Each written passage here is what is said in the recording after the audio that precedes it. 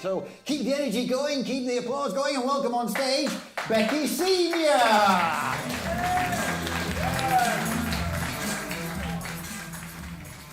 So just before I start, hang on, whoever's controlling it. There is a little bit of a trigger warning that there's male nudity, but it's tasteful.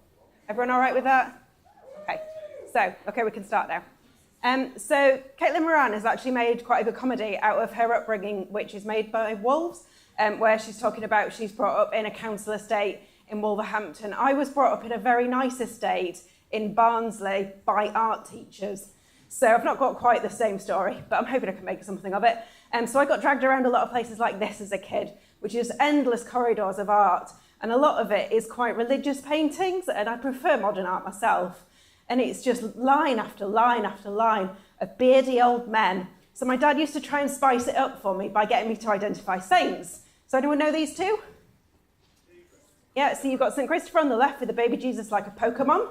And you've got St. Peter on the right there, keys to heaven. But my favourite saint was always St. Sebastian. This is actually my favourite St. Sebastian painting, because he's covered in arrows, and when you're 6, that's quite exciting. But he's definitely my favourite patron saint, and I want to tell you why. My dad was brought up as a Catholic by actual nuns, and my mum's an Irish Protestant, Northern Irish, so go figure that one. They left me out of religion, but I got my religious upbringing through learning about art and paintings.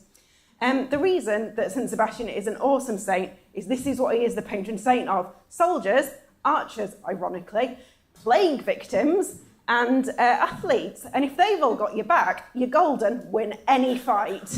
So I think he's a pretty good one to have on your side. Now, what I'm waiting for you all to say is, just who was St. Sebastian? Tell me more about him.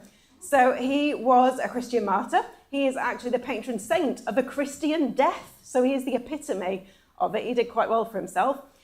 He was a Roman soldier, and he was martyred in 288 AD when they had a little bit of a purge and got rid of quite a lot of them. He actually got shot with arrows, but this is where it goes a little bit Hollyoaks crossed with Monty Python. He got shot with arrows, didn't die, got rescued by a woman, St. Irene, that is St. Irene, that a real person, and then he recovered, and then he went to find the emperor, told him what he thought, got clubbed to death. So all in all, bit of a crap time for St. Sebastian. This is one of my favourite St. Sebastians, which Mary is evidently looking at him going, are you going to give me my scarf back, and are you going to pay to have that dry cleaned? There's just some absolutely cracking ones when you look for them in art galleries. All of these pictures I have genuinely taken in art galleries around the world myself, sometimes quite sneakily with your phone in your pocket or in your bag, but I do like to have a little bit of a collection of them. So basically, I think he's quite popular because back in the day, you didn't really have pop stars or cultural icons and things. You had the Bible, so they had to make these people the rock stars. And also, cheeky bit of nudity on your walls, and you can get away with it, like when they have the boobs out on the Renaissance paintings for ladies, which is a little bit cheeky. But one of the absolute best places to play Spot the St. Sebastian is in the Vatican, genuinely. They've got them everywhere, but what you've kind of got to work out, because it is Spot a Saint in there, they're absolutely everywhere, but you've got to make sure you've got the right one. I'm not sure if they've got one on the Sistine Chapel ceiling, but you could probably have a very good look. So my top tips for how to spot your St. Sebastian and get extra points is number of arrows. This one is very high on number of arrows. Also, the lack of clothing that he is wearing. Some of them, it's not pleasant how little clothing he's wearing. Whether they've just thought about him at the last minute and shoved him in the corner of the painting, that's always quite a good one, because they're like, shit, get Seb on if they're a little bit low on patron saints. Another one is if you've got things appearing, also how pissed off he looks. Sometimes he's a bit meh, sometimes he's as angry as Bruce Willis fighting off Alan Rickman in a lift shaft. And that's sort of a 1 to 10 rating, which I think is really important when you're spotting your St. Sebastians. Now, St. Sebastian in the modern day has become a bit of a gay icon. I think you can see why. And he is a smashing looking lad.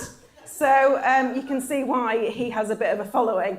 And he is genuinely, of the saints, the most fabulous. And I really, really hope that on RuPaul's Drag Race, somebody goes on there as St. Sebastian, because I think it would be very, very fitting. Also, you can up your St. Sebastian spotting game. So recently I was on holiday in Croatia. You think this is Jesus. It's not. He's not on a cross, is he? No. And then when you go in the church and it says Church of St. Sebastian, you're like, yes! And it's just very rewarding when you realise you've reached your cultural epitome and your search had a purpose all this time. So I'm hoping the next time on some dating website or something when the question is, who's your favourite patron saint? You're going to say St. Sebastian. Please remember his patron saint day is on the 20th of January, so you've just missed it. You can celebrate it in a year's time. And do spot him in the art galleries, and if you see him, say hello from me.